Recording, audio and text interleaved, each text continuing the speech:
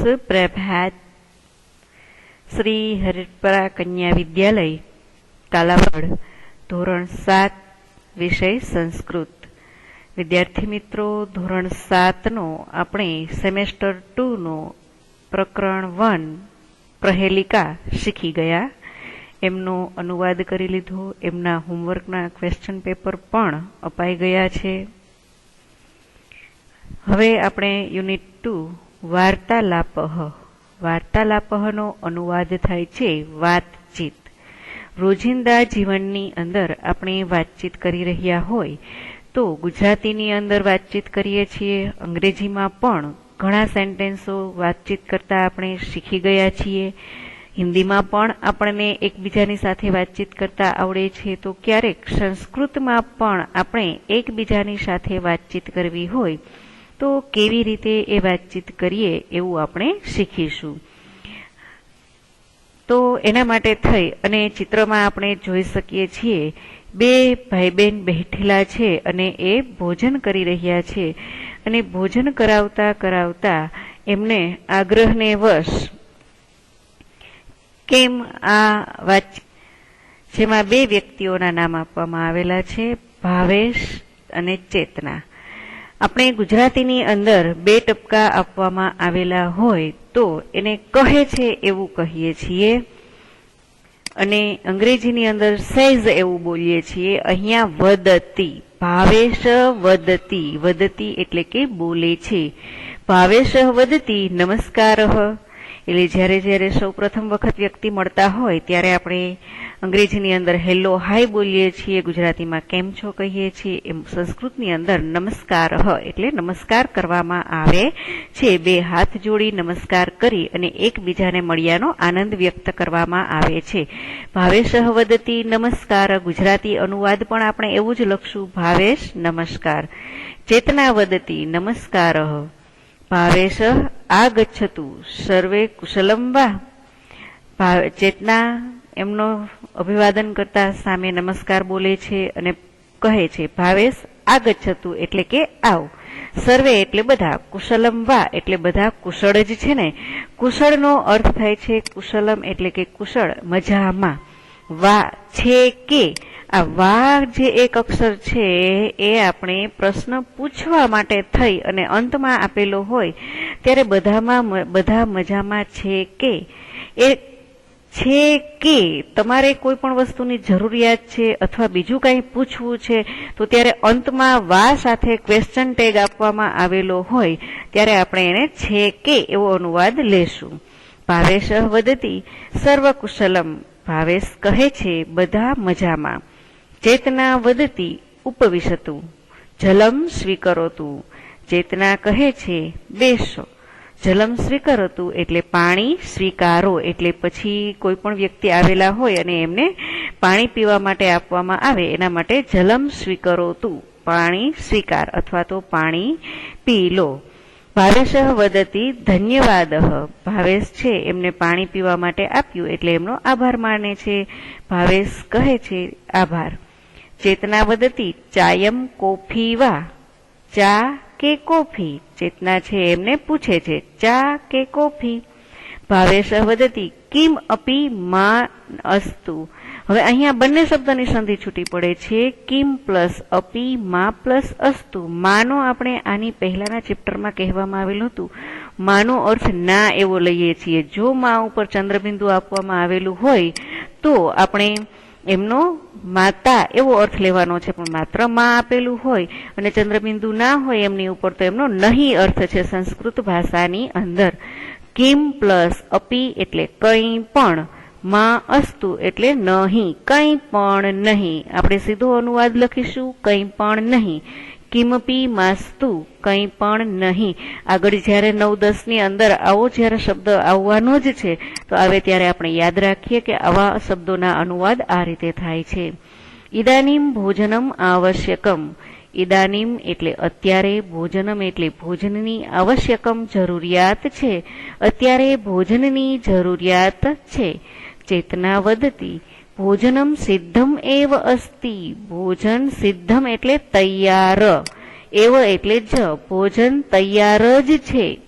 આસન ગ્રહણમ કરોતુ, આસન ગ્રહણ કરો એટલે કે તમે જમવાની જગ્યા પર બેસો એટલે આસન ગ્રહણ કરો. અહીંયા આપણે અનુવાદ પણ એ જ લખવાનો છે, આસન ગ્રહણ કરો. ગ્રહણ કરવું એટલે લેવું પણ થાય છે. ભાવેશ વદતી કૃપયા પરિવેશયતુ, ભાવેશ બોલે છે મહેરબાની કરીને પીરસો. પરિવેશયતુ એટલે કે પીરસો. ભોજને કિમ કિમ અસ્તિ, ભોજનમાં શું શું છે. શંકોરાનો સ, મીંડાવાળો સ નો ઉપયોગ કરી અને પ્રશ્નસૂચક શબ્દને દર્શાવવા માટે થઈને લખવાનું છે. ભોજનમાં શું શું છે. હવે ચેતના છે એમને જવાબ આપે છે એટલે એ કહે છે એમણે ભોજનમાં શું બનાવેલું છે તે. હવે જોઈએ આપણે ચેતના એમને જવાબ આપે છે. ચેતના વદતી ભોજને વ્યજનમ અસ્તિ, રોટિકા અસ્તિ, મોદક અસ્તિ, અવલેહ અસ્તિ, ઓદનમ અસ્તિ, ચ દાલમ અસ્તિ. હવે અહીંયા ચેતના છે વાનગીમાં જે રસોઈમાં બનાવેલું છે એ બધું આપે છે. હવે વિદ્યાર્થી મિત્રો દરેક શબ્દના અર્થ આપણે શીખવાના છે. ભોજને વ્યજનમ અસ્તિ, વ્યજનમ એટલે શાક. હવે સંસ્કૃતમાં આવા બે શબ્દ છે. વ્યંજનમ આપેલું હોય ને તો પંખો થાય છે, વ્યજનમ અનુસ્વાર વગર આપવામાં આવેલું હોય તો એ શાક છે. ભોજને વ્યજનમ અસ્તિ એટલે કે ભોજનમાં શાક છે, રોટિકા અસ્તિ રોટલી છે, મોદક અસ્તિ લાડુ છે, અવલેહ અસ્તિ અથાણું છે, ઓદનમ અસ્તિ ભાત છે અને દાળ પણ છે. ભાવેશ વદતી તર્હિ સિદ્ધમ દદાતુ, તો ઝડપથી આપો. દદાતુ એટલે કે આપો, તો ઝડપથી આપો. ચેતના વદતી સ્વીકરોતુ, ચેતના બોલે છે સ્વીકારો. લવણમ આવશ્યકમ વા, લવણમ એટલે કે મીઠું, મીઠાની જરૂર છે કે. જ્યારે અનુવાદ કરીએ છીએ ત્યારે પણ આપણે મીઠાની જરૂર છે કે અને ક્વેશ્ચન ટેગ અવશ્ય કરવાનો છે. ભાવેશ વદતી આમ દદાતુ, ભાવેશ કહે છે આમ એટલે કે હા. જેમ કે ઘણી વખત આપણે આપણી પ્રાચીન ભાષાનો ઉપયોગ તો કરી રહ્યા છીએ પણ આપણને ખ્યાલ ના હોય.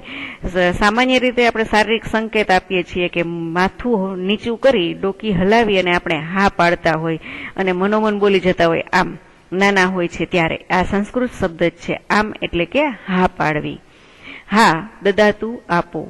કિંચિત તક્રમ અપી આવશ્યકમ, કિંચિત એટલે થોડી, તક્રમ એટલે છાસ, અપી પણ, આવશ્યકમ એટલે જરૂર છે, થોડી છાસની પણ જરૂર છે. ચેતના વદતી સ્વીકરોતુ, ચેતના બોલે છે સ્વીકારો. એકમ મોદકમ અપી સ્વીકરોતુ, એક લાડુ પણ સ્વીકારો. ભાવેશ વદતી ધન્યવાદ, ભાવેશ કહે છે આભાર. એકામ રોટિકામ અપી દદાતુ. હવે જો વિદ્યાર્થી મિત્રો અહીંયા આપણે પ્રથમ સત્રની અંદર પણ જોયેલું હતું એકમ એકા એ ક્યારે ઉપયોગમાં લેવાનું છે. રોટલી છે સ્ત્રીલિંગ નામ છે એટલા માટે થઈને એક કામ, એક રોટલી પણ આપો. એટલે આવા શબ્દો જ્યારે જ્યારે પાઠ્યપુસ્તકમાં આવતા હોય છે ત્યારે આપણે સમજતા જઈએ. રોટલી સ્ત્રીલિંગ નામ હોવાથી એમની સાથે એકામ પ્રયોજન કરવામાં આવેલું છે. લાડુ છે એ નપુંસકલિંગ નામ હોવાથી એકમ પ્રયોજન કરેલું છે.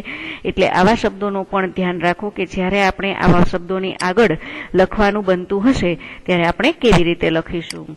ચેતના વદતી અવલેહ અપી અસ્તિ, અથાણું પણ છે. આવશ્યકમ વા, જરૂર છે કે, જરૂર છે કે. પ્રશ્નાર્થ ચિહ્ન અવશ્ય કરજો. ભાવેશ વદતી માસ્તુ, ભાવેશ કહે છે નહીં. ઇદાનીમ ઓદનમ દદાતુ, અત્યારે ભાત આપો. ચેતના વદતી સ્વીકરોતુ, દાલમ અપી સ્વીકરોતુ, ચેતના કહે છે સ્વીકાર, દાળ પણ સ્વીકારો અથવા તો લો, લો દાળ પણ લો. ભાવેશ વદતુ ધન્યવાદ, ભાવેશ કહે છે આભાર. ચેતના વદતી અન્યત કિમ અપી આવશ્યકમ, બીજું કંઈ પણ જોઈએ છે અથવા તો બીજી કંઈ પણ જરૂર છે. ભાવેશ વદતુ ઇદાની કિમ અપી માસ્તુ, અત્યારે કંઈ પણ જોઈતું નથી. મમ ભોજનમ સમાપ્ત, મારું ભોજન પૂર્ણ થયું. ભોજનમ રુચિકરમ અસ્તિ, ભોજન રસદાયક હતું અથવા તો રસપ્રદ હતું અથવા તો ગમે તેવું હતું અથવા સ્વાદિષ્ટ હતું. આટલા બધા અર્થ છે આપણે લખી શકીએ છીએ. ભોજન સ્વાદિષ્ટ હતું, અહીંયા ભોજનની વાત છે એટલે આપણે રુચિકરમનો અર્થ સ્વાદિષ્ટ લઈશું. ભોજન સ્વાદિષ્ટ છે. ચેતના વદતી ધન્યવાદ, જ્યારે ભાવેશ છે એમના ભોજનની પ્રશંસા કરે છે એટલા માટે ચેતના એમનો આભાર માને છે અને કહે છે ધન્યવાદ. હવે આગળ આપણે જ્યારે પાઠનો અનુવાદ લખવાનો છે ત્યારે જે રીતે વાતચીત આપવામાં આવેલી છે એ જ રીતે આપણે અનુવાદ લખવાનો છે, પરંતુ પહેલા તમે શબ્દાર્થ લખી લેજો અને ત્યાર પછી તમે અનુવાદ લખજો. પાકી બુકની અંદર તમારે પાઠ્યપુસ્તકનું સંસ્કૃત લખવાનું નથી, માત્ર સીધો અનુવાદ જ લખવાનો છે. હવે આપણે સ્વાધ્યાય તરફ નજર કરીએ કે ઉદાહરણ પ્રમાણે વાક્યો બનાવવાના છે. ભોજનની જગ્યાએ બીજું નામ છે એ લખી અને આવું વાક્ય બનાવી શકાય. મેં તમને શરૂઆતમાં જ કીધેલું હતું કે સંસ્કૃત વાતચીત કરતા શીખવા માટે થઈ બીજા શબ્દોનો પણ પ્રયોગ આપણે કરી. ભોજનમ સિદ્ધમ એવ અસ્તિ એટલે કે ભોજન તૈયાર જ છે. ચિત્રમ સિદ્ધમ એવ અસ્તિ, ચિત્ર તૈયાર જ છે. દાલમ સિદ્ધમ એવ અસ્તિ. તો હવે આપણે જોવાનું એ છે કે અહીંયા જો તમને દાલમ શબ્દ આપેલો છે ને, જ્યારે વાક્યમાં લખવાનું હોય છે ત્યારે સિદ્ધમ આપેલું છે. આ વ્યાકરણની રીત છે કે જ્યારે સિદ્ધમ અહીંયા મનો ઉપયોગ થતો હશે ત્યારે આગળનો નામ પ્રયોજન જે છે એમાં અનુસ્વાર કરવાનો રહેશે. તો અહીંયા દાલમનું દાલમ જ રહેશે. દાલમ સિદ્ધમ એવ અસ્તિ એ રીતે લખવાનું રહેશે. અહીંયા તમને હલંત મ સાથે અક્ષરો આપેલા છે, પરંતુ આપણે જ્યારે લખશું ત્યારે એમાં અનુસ્વાર કરી લેશું. આ રીતે સેન્ટેન્સો બનાવતા શીખો. હવે ઉદાહરણ પ્રમાણે બીજા વાક્યો બનાવવાના છે. કિંચિત તક્રમ આવશ્યકમ એટલે કે થોડી છાશની જરૂર છે. તો એ જ રીતે કિંચિત દુગ્ધમ આવશ્યકમ, જલમ, પાયસમ, વ્યજનમ આવા નવા શબ્દોનું પ્રયોજન કરી અને વાક્યો આપણે બનાવતા શીખીએ. તક્રમ આવશ્યકમ વા એટલે કે છાશની જરૂર છે કે એવું પૂછવાનું છે, તો ક્વેશ્ચન ટેગ સાથે આપણે આ શબ્દોનો ઉપયોગ કરીએ. વ્યજનમ, દુગ્ધમ, ઓદનમ, દાલમ, અવલેહ આવા શબ્દો છે આપણે ઉપયોગ કરી અને જરૂર છે કે નહીં એવું જ્યારે રોજિંદા જીવનમાં જમતા હોય ત્યારે એકબીજાને પૂછી અને આવા સંસ્કૃત શબ્દોનું પ્રયોજન કરતા પણ શીખીએ. હવે છે તમને જેમ ગુજરાતી અને અંગ્રેજીની અંદર સંવાદ લખવાનો હોય, ડાયલોગ લખો છો અંગ્રેજી ભાષાની અંદર, એમ અહીંયા સંસ્કૃતમાં સંવાદ લખવાનો છે કે જો કોઈ પણ બે વ્યક્તિ વાતચીત કરતા હોય તો હવે આપણે શું લખીશું નીચે? તો માતા વદતી ઉપવિશતુ જલમ સ્વીકરોતુ. તો પુત્રી એમને શું કહેશે? માતાએ કહ્યું બેસો, પાણી સ્વીકારો. તો આપણને કોઈએ પાણી આપ્યું તો આપણે એમને ધન્યવાદ જ કહેવાના હોય ને, એટલે આપણે બોલશું ત્યાં ધન્યવાદ જે અહીંયા આપેલું છે. માતા સ્વીકરોતુ, પુત્રી ધન્યવાદ. માતા કિંચિત તક્રમ આવશ્યકમ વા, પુત્રી દદાતુ. માતા લવણમ આવશ્યકમ વા એટલે જે વાક્ય અધૂરું છે આપણે પૂર્ણ કરીએ છીએ. લવણમ આવશ્યકમ વા, પુત્રી માસ્તુ એટલે કે નહીં. માતા વદતી ઓદનમ સ્વીકરોતુ, પુત્રી એકમ ઓદનમ દદાતુ. હવે એકમ છે આપણે અનુસ્વારની દ્રષ્ટિએ લખવાનો છે, ખ્યાલ છે ને? એકમ ઓદમ એ રીતે લખવાનું રહેશે. એકમ ઓદમ દદાતુ. માતા, હવે માતા નવું એને પીરસવા માટે પૂછશે પાછું. અવલેહમ આવશ્યકમ વા એટલે કે અથાણાની જરૂર છે. પુત્રી માસ્તુ. માતા કિમ અપી સ્વીકરોતુ કંઈ પણ આપું ત્યારે પુત્રી છે માસ્તુ ધન્યવાદ એવું કહેશે, કંઈ નહીં આભાર. આ રીતે વાતચીત છે બનાવી શકાય છે. હવે તમારે ઘરે બનતી ભોજનની વાનગીઓની યાદી તમારે બનાવવાની છે.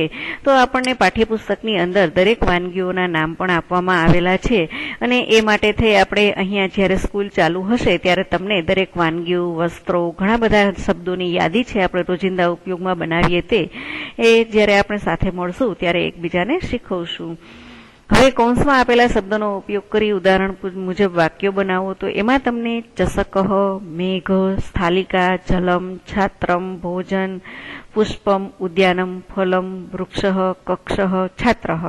સૌપ્રથમ તો સંસ્કૃતમાં કેવી રીતે વાંચન કરાય એ શબ્દોને શીખવાના. ચષકઃ એટલે કે ગ્લાસ, મેઘ એટલે વાદળ, સ્થાલિકા એટલે થાળી, જલમ પાણી, છત્રમ એટલે કે જે છત્રી હોય છે વરસાદથી બચવા માટે તે, ભોજનમ એટલે ભોજન, પુષ્પમ ફૂલ, ઉદ્યાનમ બાગ બગીચો, ફલમ ફળ, વૃક્ષ વૃક્ષ, કક્ષ એટલે કે વર્ગખંડ અને છાત્ર એટલે વિદ્યાર્થી.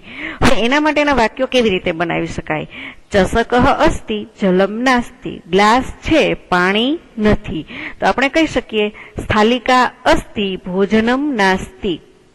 ત્યાર પછી કહી શકીએ પુષ્પમ અસ્તિ ઉદ્યાનમ નાસ્તિ. આગળ પાછળ શબ્દ લઈ શકો, ઉદ્યાનમ અસ્તિ પુષ્પમ નાસ્તિ.